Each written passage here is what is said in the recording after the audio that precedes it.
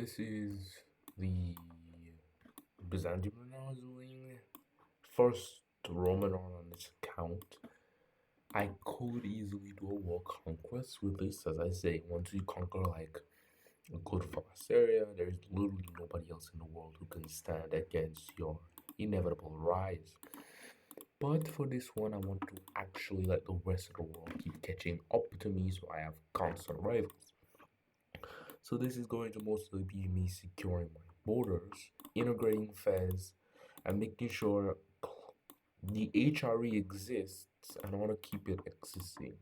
Like currently, let me check.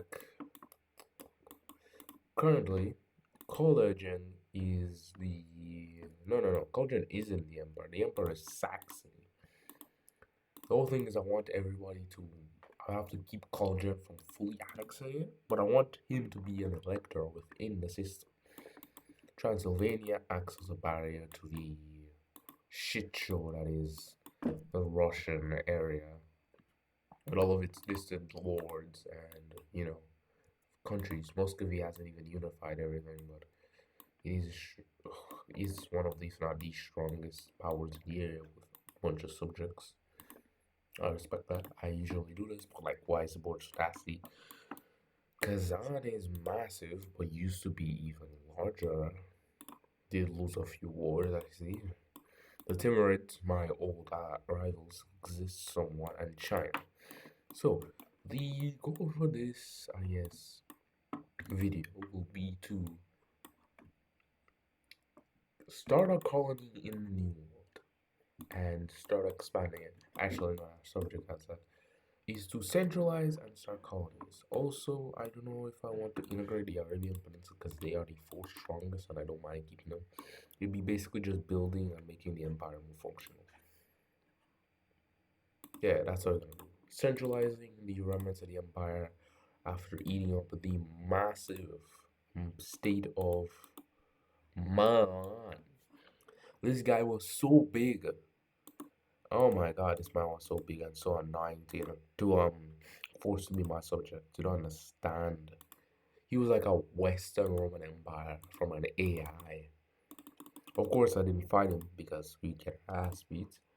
Also, we're spending like a stupid amount on troops, which I could probably cut down, seeing as we're not gonna basically have to deal with anything. Oh yeah, let me see where those troops are to see if I was planning anything. Okay, we have a lot of troops on the German border, a lot here, and still a lot here. I'm guessing we were going to do a. What's this huge army here? I'll move you. Actually, I'll scatter it around here because I do have money. It's not like I'm never gonna be without it. So I'm gonna move you to the far east to go and hold the Persian border. While I am gonna do Operation Silent Thunder, where I'm gonna go and try and land on the British Isles to secure ourselves a loyal subject of England. We're not, of course, going to attack the Scots because we have good relations with the Scots. Our main goal is to secure Chevs, to destroy the Chevs, and to separate their realms from England, to create more appeasable people within these realms. They are allied to Gawed, but Gawed does not exist. So that's gonna be just a straight up battle for that. It's pretty much just gonna be some pretty easy conquest because after you get like this strong to the point that no nation can challenge you, it simply becomes a calculator simulator about different bonuses and stuff.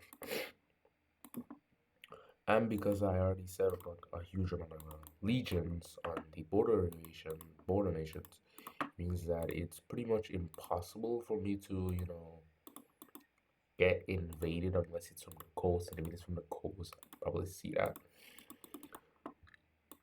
The only thing that might happen is if a sufficient number of my vassals turn against me, if basically all my vassals turn against me, you get the Timurids, Livonians, then I might lose like this much of the country. Oh yeah, and I was gonna do some. I have to go and drag some people from Ravenna.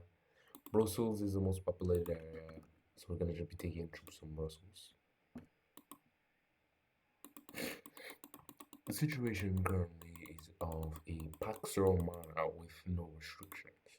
In the peace of it, we are basically in this war. As I was gonna say, in this war we should set up subjects, but we won't. Instead, I'll be releasing Cornwall, Nassau, and Gorid as independent subjects of the realm. I will also be taking Utrecht. I will be feeding my subject these lands, and I'll be giving their capital to my major German subjects. Are you part of the HRE? Yes, you are. So you'll be given these lands to hold in my name. Same as the English lands, which will be given to Cornwall to rule in my name. The reason I am doing this is they basically act as provincial governors, paying me a small amount of money, but able to grow on their own without my direct influence, I'd have to actively go to war. Also, I want him to become emperor, but I think subjects cannot be emperor. With that done, I can now move these armies into the great conquest of the American continent to establish Nova Roma. Also, subjects can have colonies, so the more subjects I have, the more chance they have colonies, which is going to overall increase my total chance.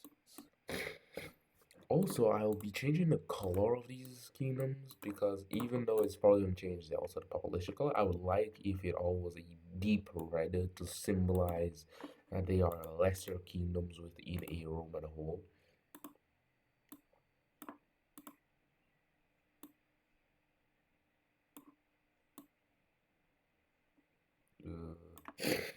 I know what to do. I can simply just go here, take the exact color, close this tab, open this tab, and it should be here.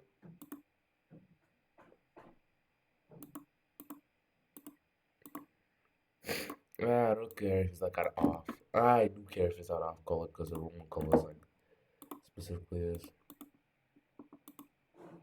It's 177 and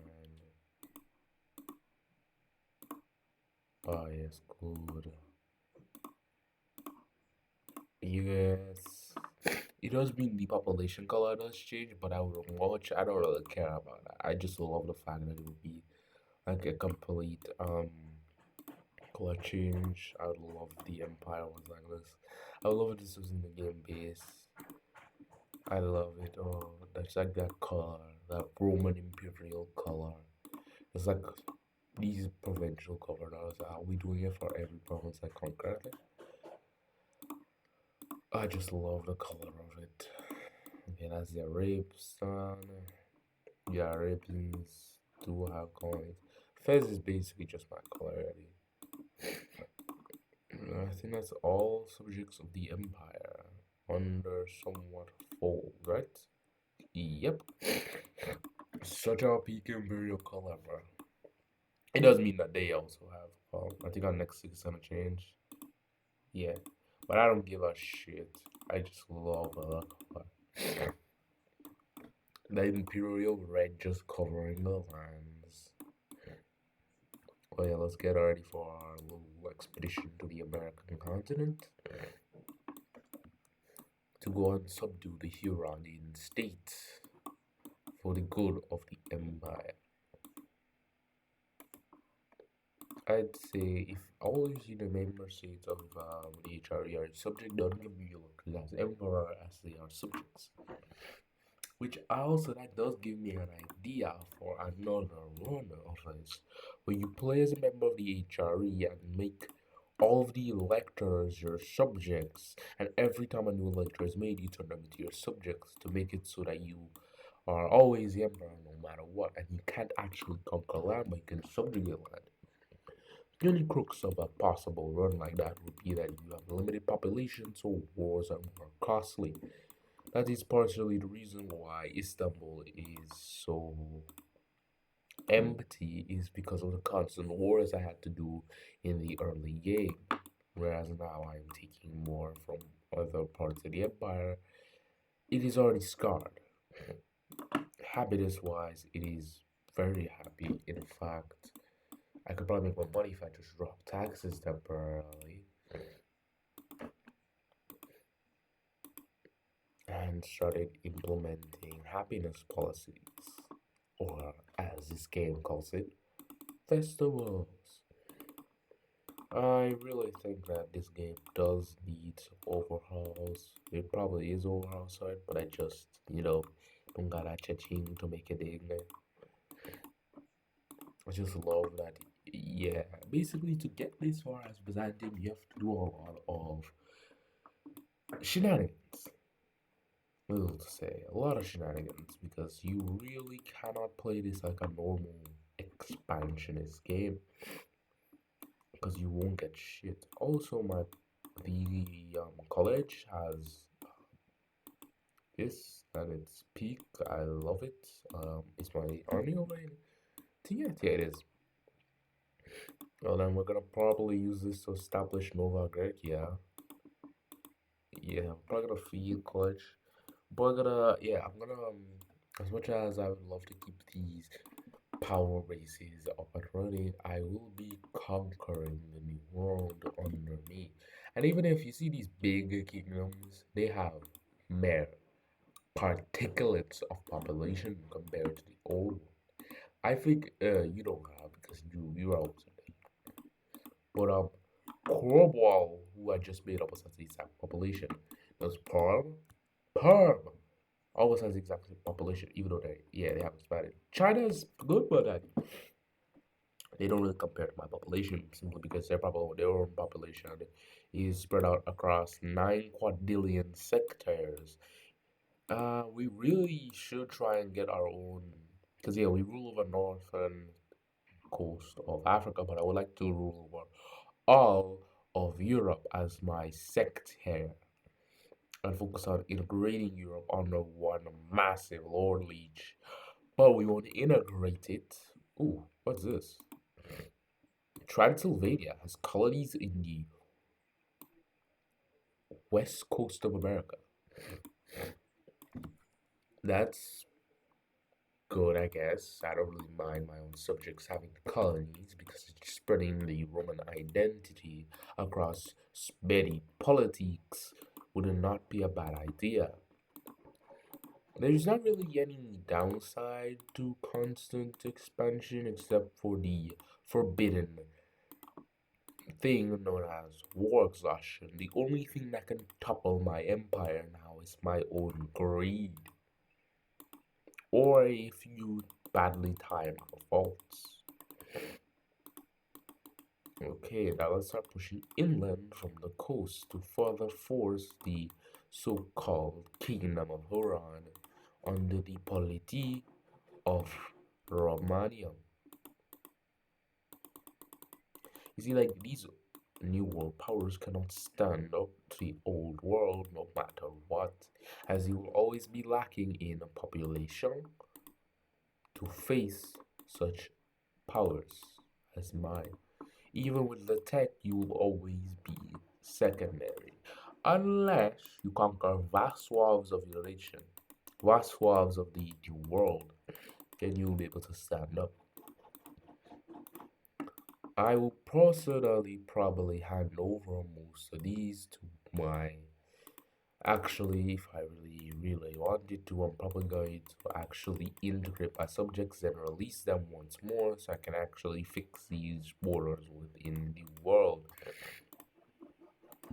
Like, for example, I do not want my German powers to have colonies.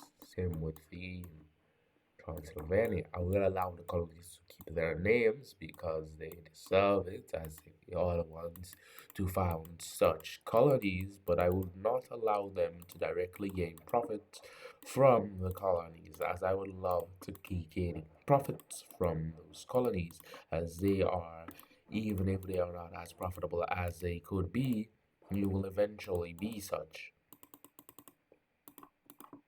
Okay. We're gonna be doing a bit of rampaging across the New World to establish colonies. For one, I should go for this time, but I'm not going for it. In this war, we will be focusing on balkanization. God, I have too many nations within me. Oh my god. Finally. The Hausik, the Shawa, the P, the Odawa, the Chi, the Petra, the Iroquois. I will be taking the outer coast for the glory of Rome. You see, why we wouldn't do this is because simply it is a waste of time. The Potter deck actually has a good claim to most of this region, but I don't want them to come into conflict with my old subject. So for now, we will be directly administrating this under the Roman zeal until a suitable subject can be put in place to rule the area. We will also be releasing the Odoans to the northern colony, probably splitting the realms between the American and the Canadian. It seems my subject is be caught in a war. I hope this is a aggression war by my subject. As if it is a defensive, then I do not want them to call me in for petty squabbles. The expansion of the Imperium is inevitable. And actually, it's because it is a defensive war against all of them.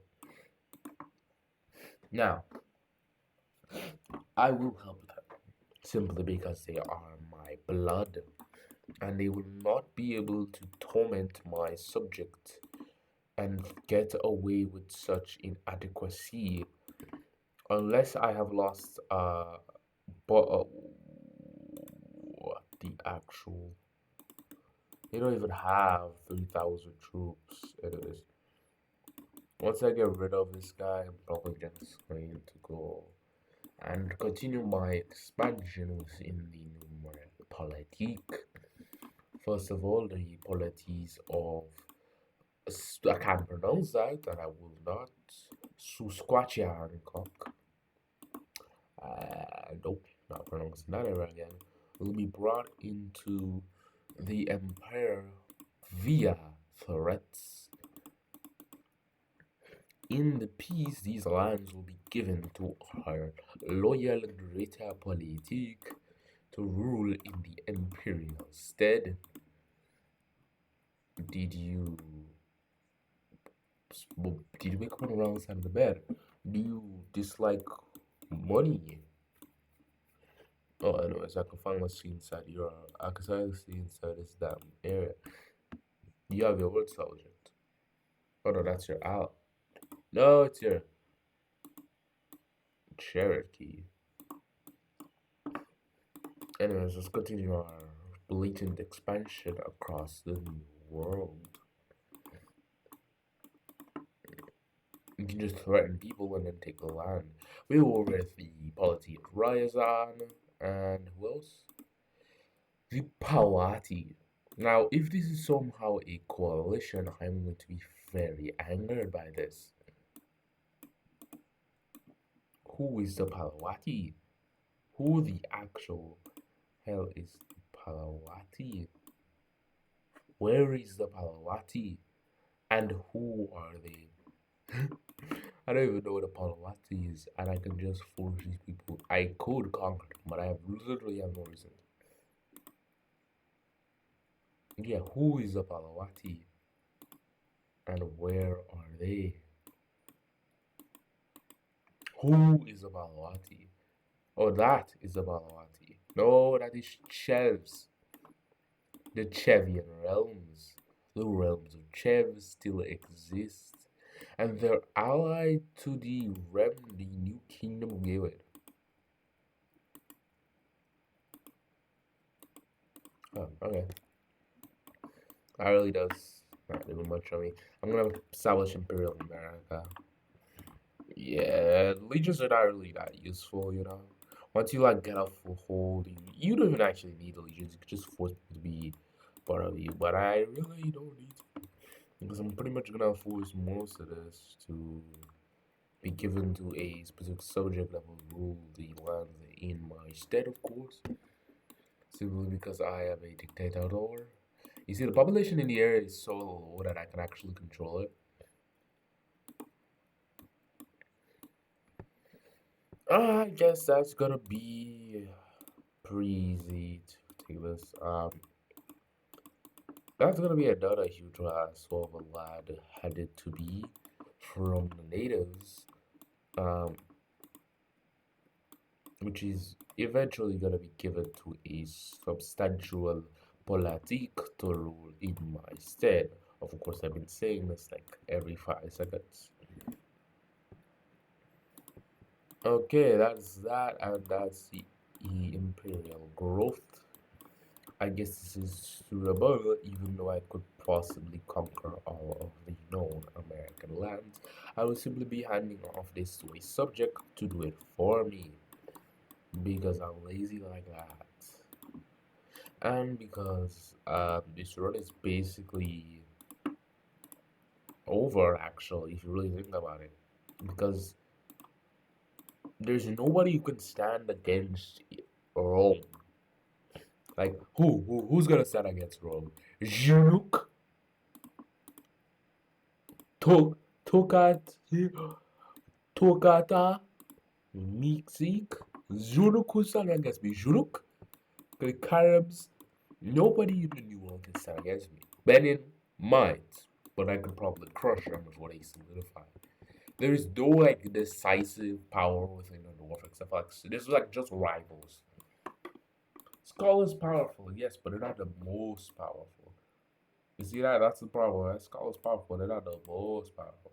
Swede is powerful, but like there's no because I destroyed basically everybody who could rival me, being Milan, who was the only person who could, and fed their land to my subjects. There was just like a bunch of pretty equal states if you don't count Muscovy, which is the most powerful, but like not really. Kazan has a good contender position, and in their prime, I would say would be the most powerful in the north before the great demise of Muscovy. Chagatai is pretty massive. Of course, in the prime, yeah, you see, these guys really had a bunch of primes, but in the step, it is unforgiving to weakness. Kazan smashed them out, and then Kazan lost a great and arduous war. Kabulafan even gained land there, and the Timurids, the ones most mightiest of them all, lost a good chunk of land. Demons even control over yeah, but they literally wrapped it basically around this. They had like this land plus like this, but they didn't connect. It was crazy. India is in like pieces. Great wars are happening against Delhi. China's massive. I already bet my subject still. He's already like so pretty power. Yeah, there's no power that can challenge me for this place among the stars, which I have gained for myself. Let me just make sure this game is saved because I really don't have to do this so well. Now let's check out the which one do I want to check out? Which one I haven't done in a while. Now that Inuit run. Oh yeah, my hated and beloved Thea Flippendoro. I hate Theodora with a burning passion and will wish not it upon my even worstest of enemies. What's this? I will not wish Theodora upon even my worst of enemies. That's the false empire. My great shame, the empire. The Inuit run, Dejaron. I think everything passes Dejaron. Let me see that damn Inuit run, man. Damn Theodora run, I mean. This damn Theodore run, bro. This damn Theodore run is such an annoying mess. Cause like, yeah, watch. At this point, I've been playing for a good while. Theodore population is the largest, but is the supreme amount. My work exhaustion is of course always gonna stay above like it's like supposed limit. Muscovy is powerful as hell. Lithuania is powerful as hell. I am not the strongest nation. I am merely a regional power. Theodore is the Byzantium of this game, as Byzantium should be. Of course, that's why I dislike it and I hate playing it. Now let's check out Mongolia. I'm just like sapping through different runs that I could possibly continue at any time moment. This is my Mongol run. It's pretty, you know, good. I defeated China with the help of Vietnam. But this guy that I betrayed him, I have to go against Vietnam. I'm pretty powerful. I make a lot of money. Blah blah blah. It's pretty good. That's that. Is there power in India? Wait, is there power in India that's like, yeah, Bengal, God. And I think I had a few more ones. Ming, Azazel, 700% Empire. Oh no, no, we just came here. Just came here, bro. Okay, let me load this shit in. The Ustad. Starting as the Tibetan Uztec, I managed to push out from the Himalaya mountains and defeat Bengal. This run can easily turn into a conquest of India, and most likely will once I get the chance and want to. Every 5 seconds, Timbers collapse. China is massively OP, but it is simply weak. And I could probably beat China bad for bad with all my allies. And of course, we're not talking about Kumania. Let's talk about Hejaz. This is my loyalist Hejaz run, where I have stayed loyal to the Mamelukes and I haven't used my cheats to break free yet. I am in pretty nice standing. I have a bunch of my own subjects, which allow me to pay off the Mamelukian debt. I mean, Mamelukian war, Mamelukian taxes with their taxes. So I'm just handing off taxes to the Mamelukes. Yeah, that's pretty much it.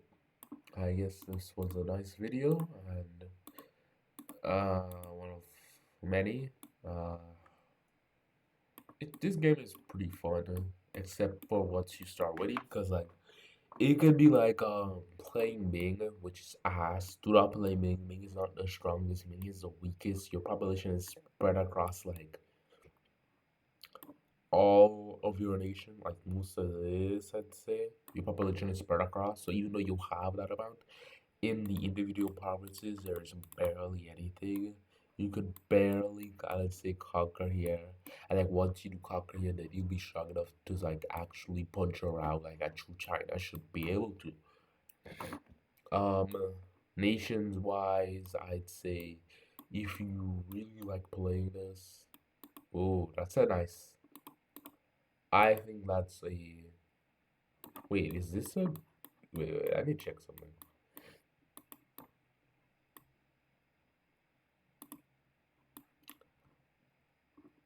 What in hell am I seeing here?